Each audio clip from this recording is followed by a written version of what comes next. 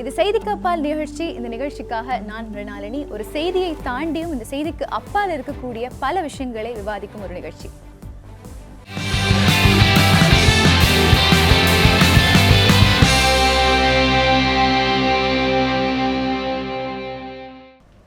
ஒவ்வொரு வாரமும் செய்திக்கப்பால் நிகழ்ச்சியில் பல துறையை சார்ந்த வல்லுநர்கள் நம்முடைய நிகழ்ச்சிக்கு வந்துட்டு இருக்காங்க. அந்த வகையில் இன்னைக்கு ஒரு நாடக நடிகரும் ஒரு இயக்குனரும் தயாரிப்பாளரும் அதையெல்லாம் தாண்டி தணிக்கை குழு உறுப்பினரும் அதை தாண்டி பாஜகவினுடைய ஒரு மிகப்பெரிய முக்கிய பிரதிநிதியாக தமிழகத்தில் இருக்கக்கூடிய திரு SV சேகர் அவர்கள் அரங்கத்திற்கு வந்திருக்காங்க. அவங்களை வரவேற்கலாம். வணக்கம். வணக்கம்.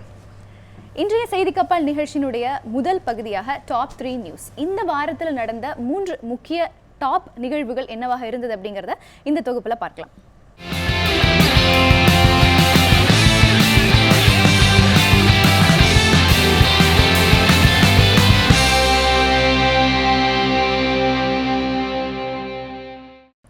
டாப் 3 நியூஸ் செக்மெண்ட்ல இன்னைக்கு 3வது இடத்துல இருக்கக்கூடிய செய்தி என்ன அப்படின்னா, ஈஷா யோகா மையத்தை தொடர்ந்து சுத்திக்கிட்டு இருக்கிற ஒரு சர்ச்சை. அதாவது இந்த மையத்துல இப்ப கோவையை சேர்ந்த 2 பெண்கள் சன்னியாசம் பூண்டிருக்காங்க. அது அவங்களுடைய பெற்றோர்களுக்கு பிடிக்காம தங்களுடைய மகள்களை அவங்க தான் பிடிச்சு வச்சிருக்காங்க அப்படிங்கிற மாதிரியான ஒரு சர்ச்சை. இதை காவல் நிலையத்தில் இவங்க போய் புகார் கொடுத்து இதை தாண்டி இன்னும் அடுக்கடுக்காக நிறைய சர்ச்சைகள் வந்துட்டு இருக்கு. அதை பற்றி விவாதிக்கலாம். இந்த ஒரு விஷயத்தை எப்படி பார்க்குறீங்க? குறிப்பாக என்னுடைய முதல் கேள்வி, அங்கே இருக்கக்கூடிய மக்களை ஈஷா யோகா மையத்தில் எல்லாரும் மூளை செலவை செய்து தான் அங்கே உள்ள தங்க வைக்கிறாங்க, எதுவுமே அவங்க தனித்து முடிவெடுக்கிறது கிடையாது அப்படிங்கிற குற்றச்சாட்டு இருக்கு. இதை எப்படி பார்க்குறீங்க? நீங்கள் சில காலேஜஸ் போயிருப்பீங்க, காலேஜ் படிச்சிருப்பீங்க. இப்போ சில காலேஜில் எப்படின்னா காலேஜுக்குன்னு ஒரு டிசிப்ளின் இருக்கும். அங்கே சில காலேஜில் பாய்ஸ் அண்ட் கேர்ள்ஸ் பேசக்கூடாது அப்படிம்பாங்க. சில காலேஜில் பைக்கில் வரக்கூடாது, காலேஜ் பஸ்ஸில் தான் வரணும். இட்ஸ் கைண்ட் ஆஃப் டிசிப்ளின், அவ்வளோதான். உடனே மூளை செலவே நான் ஈஷா யோகா மையத்துக்கு போயிட்டு வந்திருக்கேன், பல தடவை போயிட்டு வந்திருக்கேன். எனக்கு அங்கே ஒன்றும் மூளை செலவை செய்கிறதான ஒரு இது அயன் பண்ணுற இடமா அது உடனே மூளை செலவை பண்ணுறது அப்படின்னு சொன்னால் 18 வயசானவங்க ஓட்டு போடலான்னு சொல்லிட்டோம். அந்த 2 பெண்களுமே 18 வயசுக்கு மேற்பட்ட பெண்கள். இப்போ நம்ம என்ன பண்ணுறோம், சில சமயம் அளவு கடந்த சுதந்திரத்தை கொடுத்து நீ உனக்கு என்ன வேணுமோ அதை பண்ணுமா அப்படின்னு சொல்லி வளர்க்குறது ஒன்று இருக்குது. இல்லை நீ இப்போ கோயிலுக்கு போகணும், இப்போ இது பண்ணணும், ஆன்மீகத்தை விட்டுறக்கூடாது, ஆன்மீகம் தான் நமக்கு இது. அது ஏன் அப்பா அம்மாவே மிக அதிக அளவில் மூளை செலவை பண்ண ஒரு விஷயமா இருக்கக்கூடாது? குழந்தைங்கள 18 வருஷம் எந்த இடத்துல ஈஷா யோகா மையத்திலேயே அந்த குழந்தைங்க வளர்ந்தாங்க? இல்லை. இது எப்படின்னா, ஒரு தமிழ்நாட்டில் குறிப்பாக கடவுள் எதிர்ப்பும் இந்து மதத்துக்கு எதிரான எதிர்ப்பும் ரொம்ப நாளாகவே இருக்குது. அதாவது பிசுபிசுத்து கொண்டே இருக்கக்கூடிய ஒரு விஷயம். அதனால் அந்த ஈஷா யோகா மையம் என்ன பண்ணுறாங்க, என்ன எல்லோரும் கையை பிடிச்சி கூப்பிட்டு போகிறாங்களா, இல்லை வெள்ளை கலர் வேனில் வச்சு கிட்னாப் பண்ணுறாங்களா?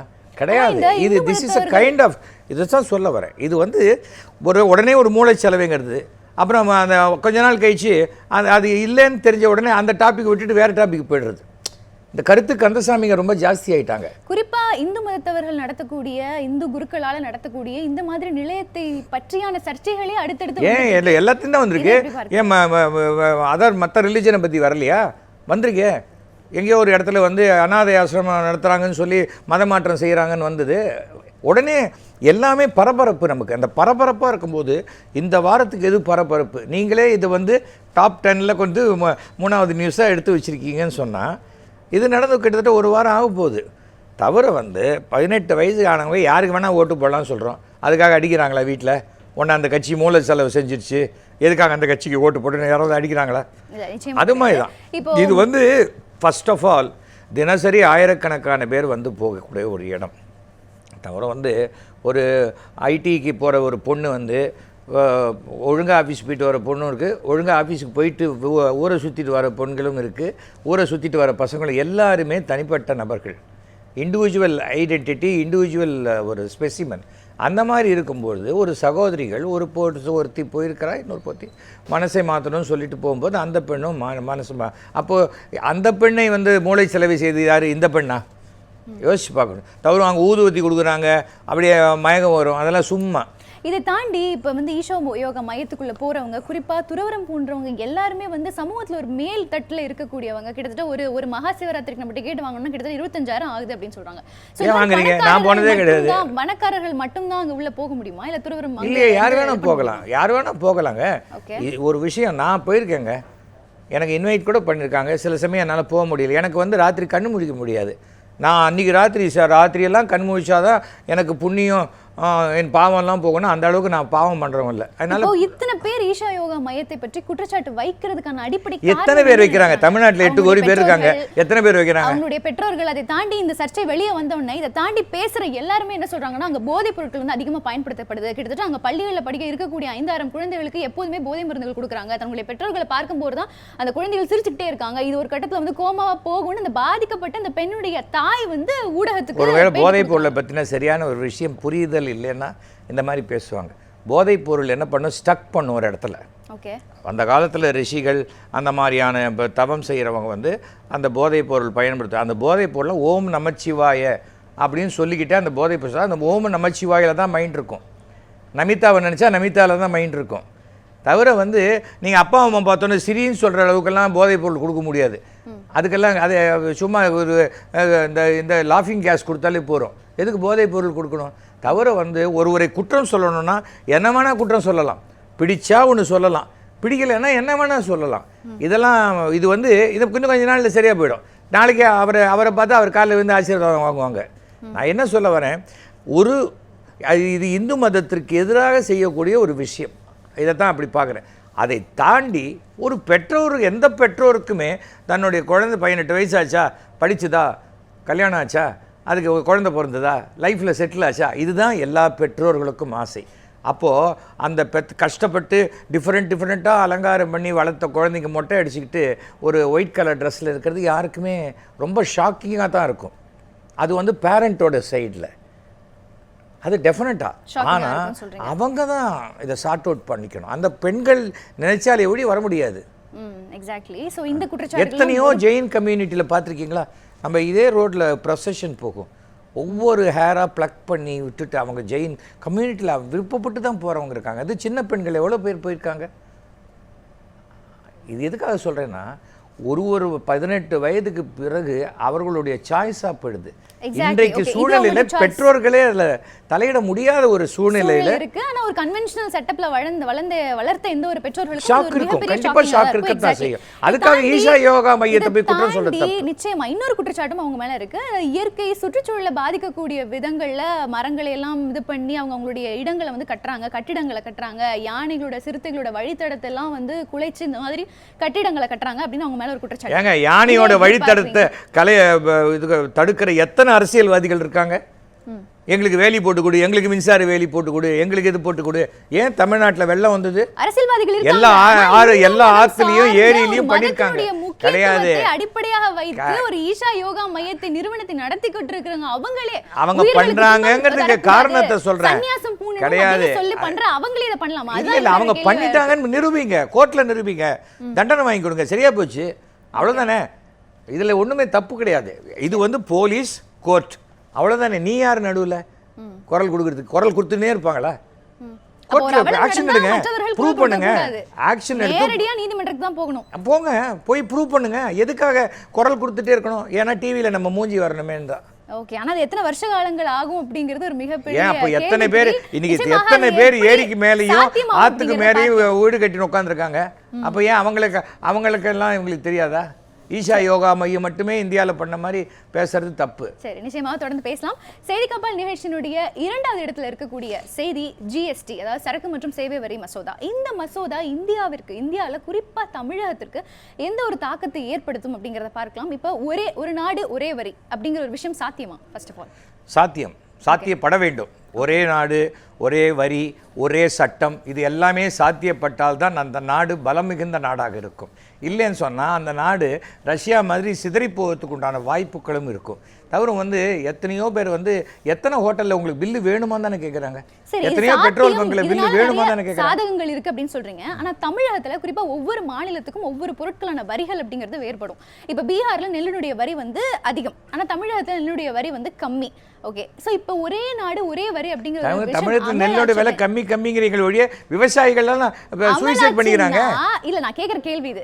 ஒரே வரி அப்படிங்கிறது அமலாச்சுன்னா எந்த அளவுக்கு தமிழகம் பாதிக்கப்படும்? ஏன்னா வந்து வெறும் தமிழக அரசு மட்டும்தான் எதிர்த்து பேசுறாங்க. ஸோ அப்போ அவங்க பக்கம் ஒரு நியாயம் இருக்கிறது நீங்க பாதிக்கப்படுறவங்க பேசட்டும். எனக்கு என்ன பொறுத்த வரைக்கும் இது பாதிக்காது. என்ன பாதிக்குமோ ஒரு நிமிஷம் அவங்க வந்து ஒரு நிமிஷம் நானும் பேச முடிக்க என்னையும் பேச விடுங்க.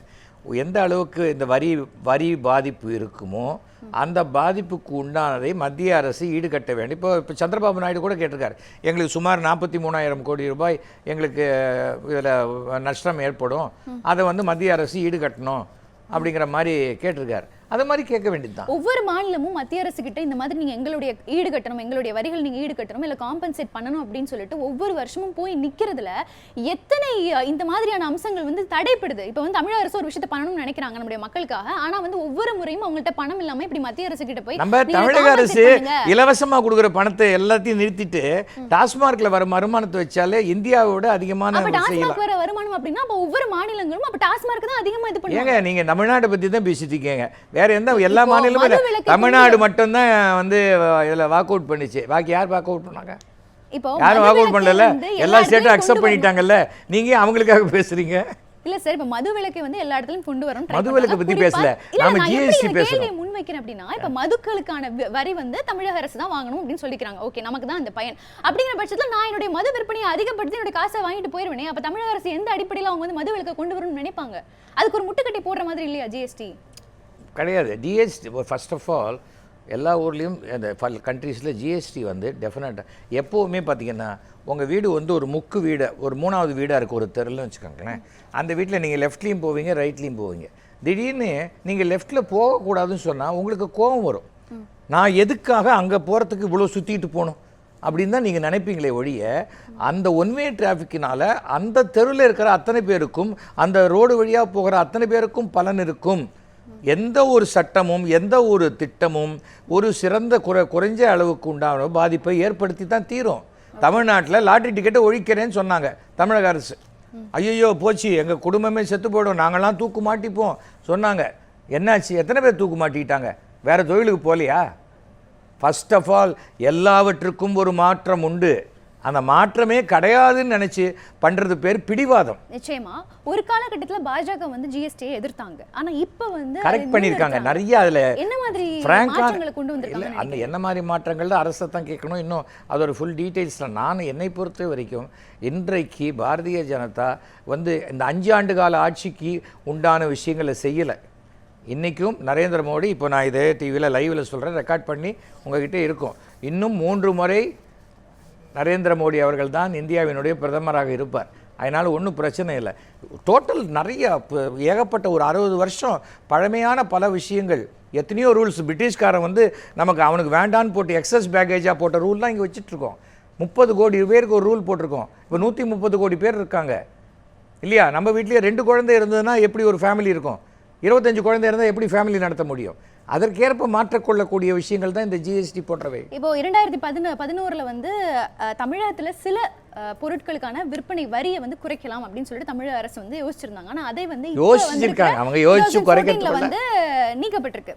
ஓகே, இந்த மாதிரி ஒரு விஷயம் இருக்கு. அதுக்கப்புறம் இதுக்கான ஆணையம், இதுக்கான சமரச ஆணையம் அப்படிங்கிறது 2011 வேணும்னு கேட்டிருந்தாங்க. ஆனால் அதுவும் வந்து இப்போ வந்து மறுக்கப்பட்டிருக்கு, மாற்றப்பட்டிருக்கு. ஸோ இந்த மாதிரி நிறைய விஷயங்கள் சேஞ்சஸ் இருக்கும்போது இது எப்படி தமிழகத்துக்கு ஒரு ஹெல்ப்ஃபுல்லான ஒரு இதுவாக அமையும்? ஒரு மத்திய அரசோடு இணக்கமாக இருந்தால் எல்லாமே ஹெல்ப்ஃபுல்லாக இருக்கும். இணக்கமாக போக மாட்டேன் நான் தான் எல்லாம் அப்படின்னாக்க நடக்காது, எங்கேயுமே நடக்காது. அது மத்திய அரசோடையும் இல்லை, பக்கத்து மாநிலத்தோடு கூட நடக்காது. தடுப்பணை ஆந்திரா கட்டக்கூடாதுன்னு சொல்கிறத விட நம்ம ஊர்லேயே ஒரு 150 தடுப்பணை கட்டினாக்க கடலில் போய் கலக்கிற நீரை தடுத்தா நமக்கே எக்ஸஸ் வாட்டர் இருக்கும். எல்லா பக்கமும் சுற்றி நம்மளை தாக்கினாலும் நம்ம தற்காத்து முதல்ல நாம் நம்மை சரி பண்ணிக்கணுங்க. நான் வந்து ஒரு கச்சாமுச்சான ட்ரெஸ்ஸை போட்டுட்டு உங்கள் ட்ரெஸ்ஸை பற்றி விமர்சனம் பண்ணுறது தப்பு. முதல்ல நான் என்ன சரி பண்ணிக்கணும், என்ன சரி பண்ணிக்கோ. உங்ககிட்ட உங்களை நோக்கி ஒரு விரலை காட்டும் போது என்னை நோக்கி இந்த 3 விரல் இருக்கு அப்படிங்கிறது தெரியணும். அதுக்கு சொல்கிறேன்.